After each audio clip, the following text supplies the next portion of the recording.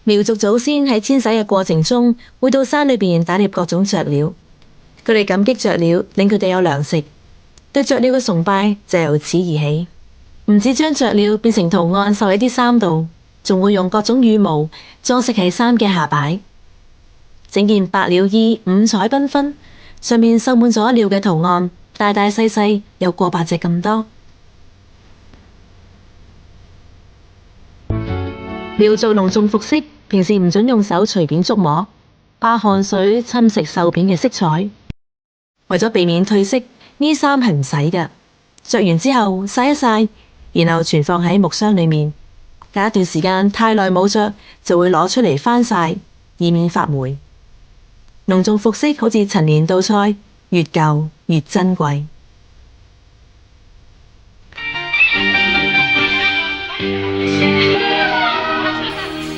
行入苗寨，你會發現每位苗族婦女都練得一身刺繡好手藝。苗族嘅女仔出世之後，第一件事係學識揸筷子，第二件事就係學識揸針。揸針嘅時間比揸筷子嘅時間仲多。繡花係需要用好多時間，佢哋無論點都可以搵到時間嚟繡花。表演嘅中場繡花，賣菜嘅空檔繡花，邊傾偈就邊繡花，一啲都唔會浪費時間。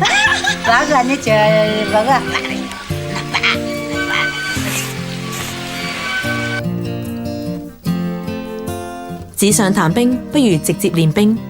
欣賞完藍媽媽收藏嘅苗繡，而家就嚟睇下楊大姐嘅繡花技巧。郎得上寨嘅楊大姐，平日係手不離針，針不離手，人哋係鐵杵磨成繡花針，佢係繡花功夫下得深。楊大姐啊，呢啲都係你繡噶？而家呢，我啊繡緊呢個，繡緊呢樣就係攞嚟做呢樣嘅。係咩嚟噶？呢個係土兜，哇！佢呢係啱啱開始繡嘅。我想買咗佢啊！呢個係咩繡啊？叫做平繡，仲有好多種繡法嘅。仲有好多種噶。仲有呢種就係衫嚟嘅。呢就係用嚟裝飾喺啲衫嘅邊邊嘅。呢種係繡邊線，繡邊線，然後先至繡。呢隻係袖，係衫嘅袖。袖上面嘅花，首先織好啲線，然後就釘喺個袖度。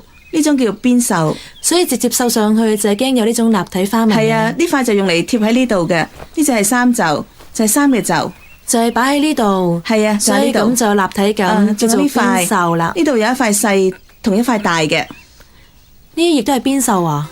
都係一樣嘅。係喎。苗族嘅平繡往往會同剪紙結合埋一齊，先將剪好嘅紙貼喺布上邊，然後跟住剪紙嘅花紋繡，直到繡滿為止。平繡嘅用色唔係太複雜，習慣用一種顏色做主色，再配幾種唔同色度嘅顏色。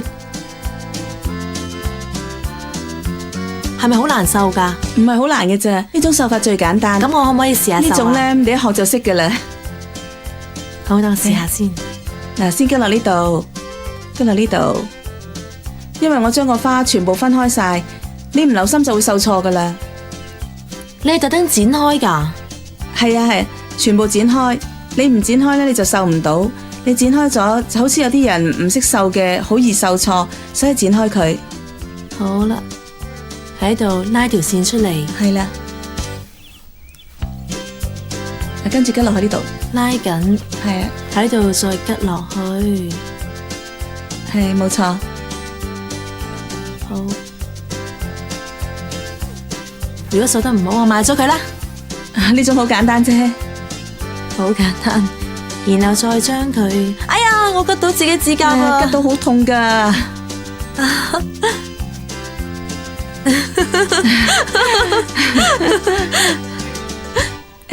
嗱，你首先呢，就喺呢度吉落去。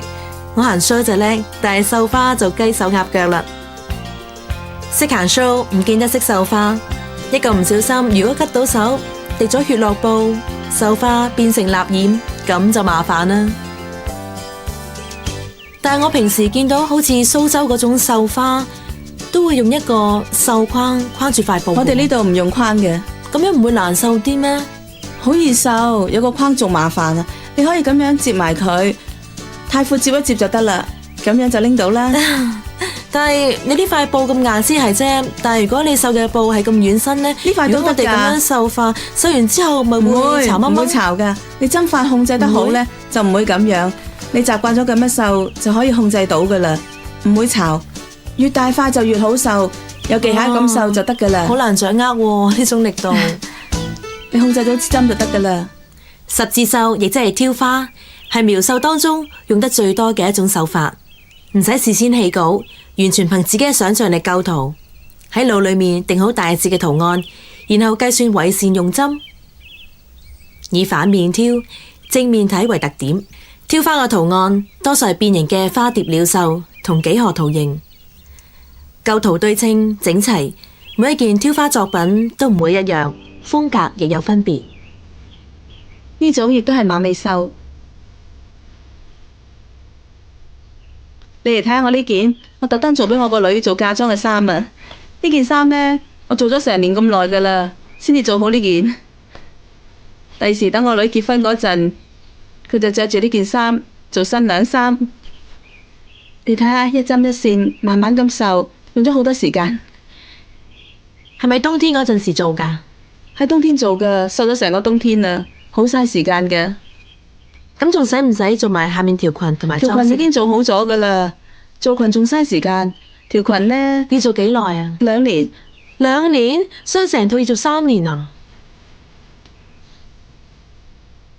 以前嘅苗族姑娘喺未嫁之前都要親手幫自己繡一套嫁妝，但係而家啲女仔都要返學讀書，總唔可以上下堂走去繡花。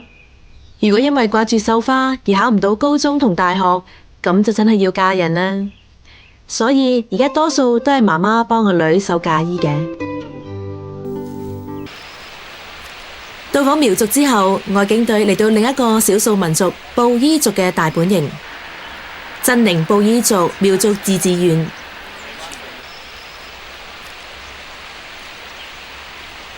距離黃果樹瀑布唔夠2公里嘅滑石哨布依寨，被稱為布依族天然博物館。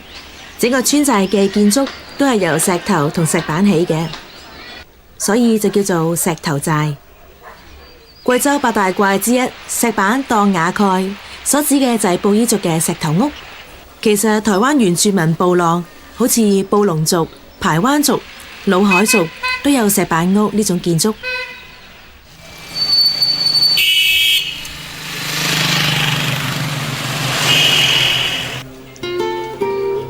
一入寨門就好似入咗石頭世界，全寨都係石牆石瓦嘅石頭屋，層層疊疊，順住山勢起，錯落有致。寨裏面有12棵過百年嘅古榕樹，滑石哨嘅村民將榕樹當成係保寨樹、風水樹，亦係滑石哨人崇拜嘅神樹。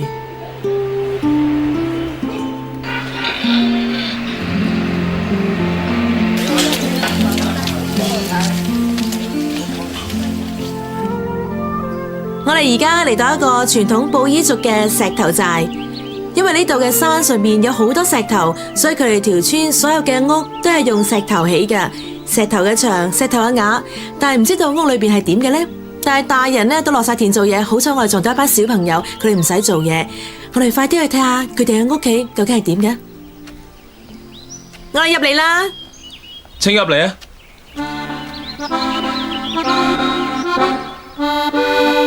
好，呢個就係我哋未來嘅族長小甲嘅屋企。你睇呢個每一戶人家嘅門口，除咗呢啲對聯之外呢，呢邊門口掛咗一種植物，7月15號就會掛喺門口噶啦。呢啲係咩嚟噶？有咩用噶？辟邪噶，辟邪啊？辟咩邪？治咩鬼怪啊？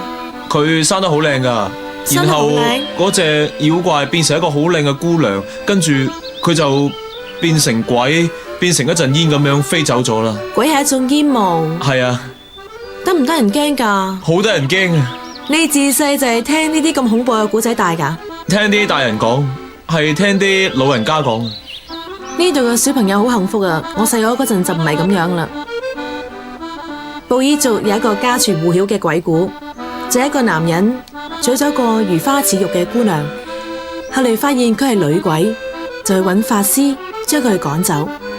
個男人怕女鬼嚟揾佢，就喺門上面掛水燭。所以每年農曆正月15、7月15，布依族家家戶戶都會喺門同窗插水竹或者蘆葦嚟辟邪。布依族叫佢做守門刀。我哋唔係女鬼，唔使驚守門刀，放膽入屋啦。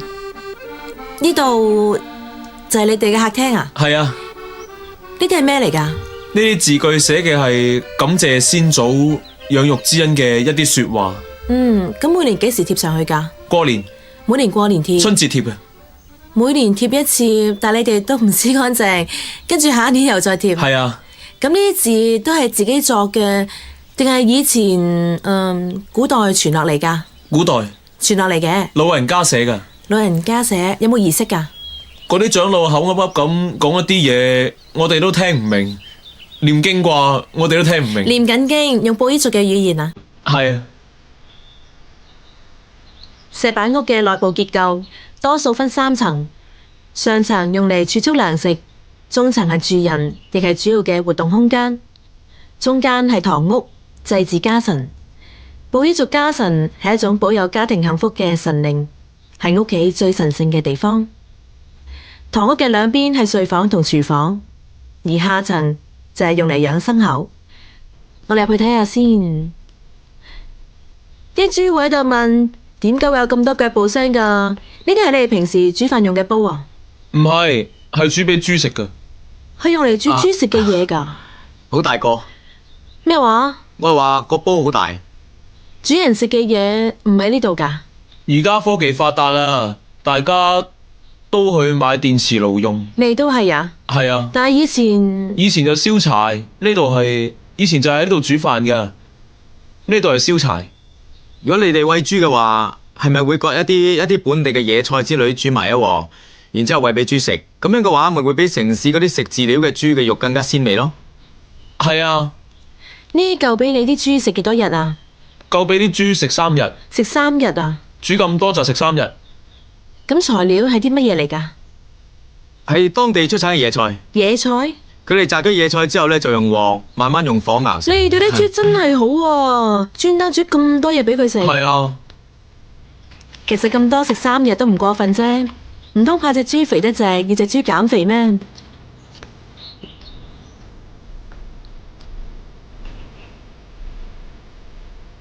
細心咁睇石頭屋，由外觀嚟睇，牆全部都係用石頭砌成。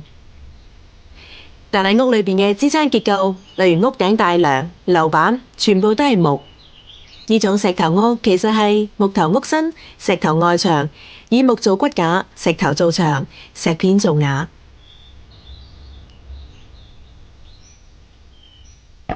我哋上去睇下呢種石頭寨上面嗰層係用嚟擺咩嘅？聽講係好似貨倉咁嘅喎，係咪啊？實淨啊！你要扶到我爬到上去噶。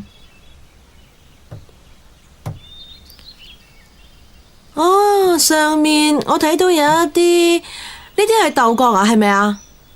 睇下，全部都已經黑晒啦。黑晒都可以食噶。其實上面嘅地方都好大喎。上面係用嚟擺放粟米，仲有豐收嗰陣裝嗰啲粟米。豐收嗰陣可以全部裝得晒咩？裝得晒。全部裝晒咪好飽？小老鼠上燈台，偷油吃下不來，叫媽媽媽不來，嘰里咕嚕滾下來。糧食擺喺上面，邊個敢嚟偷嘅？我諗包佢喺堂梯度碌落嚟。係啊，你姐姐都可以唱。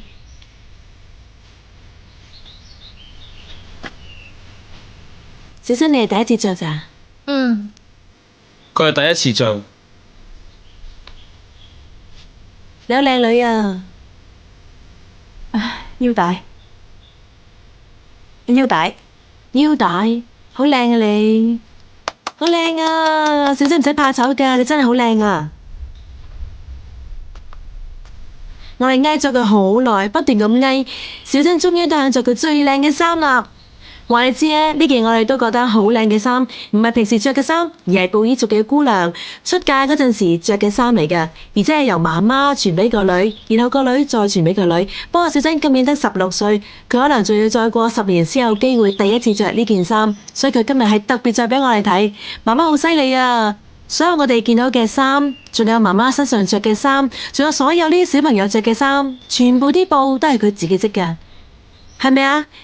你做身上嘅呢件衫要用幾耐時間3年，最少3年。3年？係啊，最少3年啊！最少3年。哇！伍志芳原本唔捨得攞自己件嫁衣出嚟着，我哋講笑咁話，一係叫妹妹着俾我哋睇，或者叫媽媽着。佢聽到即刻答應着出嚟俾大家睇。媽媽幫佢做嘅嫁衣，佢連媽媽都唔俾着，只可以自己着。可見嫁衣對佢哋幾咁重要。好靚啊，小珍！呢一個銀圈係有特別含義嘅，代表布依族宗族嘅分支。中間嗰個圈代表住宗族裏頭大支系，外面嗰6個圈就代表宗族裏邊嘅小支系。大圈同細圈彼此維繫，代表宗族應該緊密相連，團結一致。布依族嘅男人上身係對襟或者大襟短衫，下身着長褲，亦會着長衫長褲，頭包青色或者格仔頭部，顏色以青藍色或者白色為主。而婦女一般就着大襟短衫，下身着長褲。衫襟袖口地方鑲有彩色花邊，頭包青色或者格仔頭部。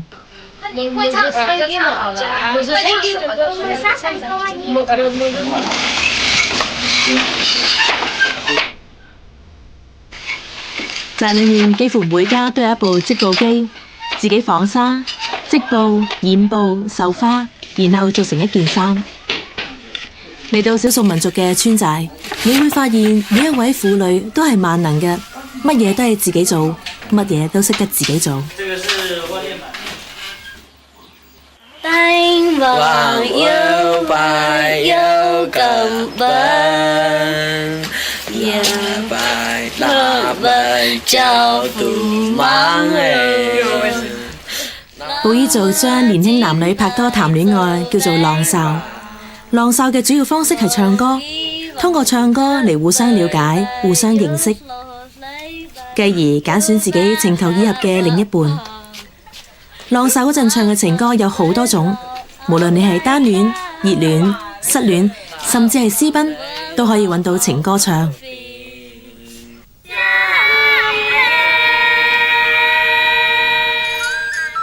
喺布依族浪哨歌聲之中，我要同石頭寨講聲再見啦，因為山嘅另一邊奏起咗美妙嘅侗族大歌，等住我哋去採訪。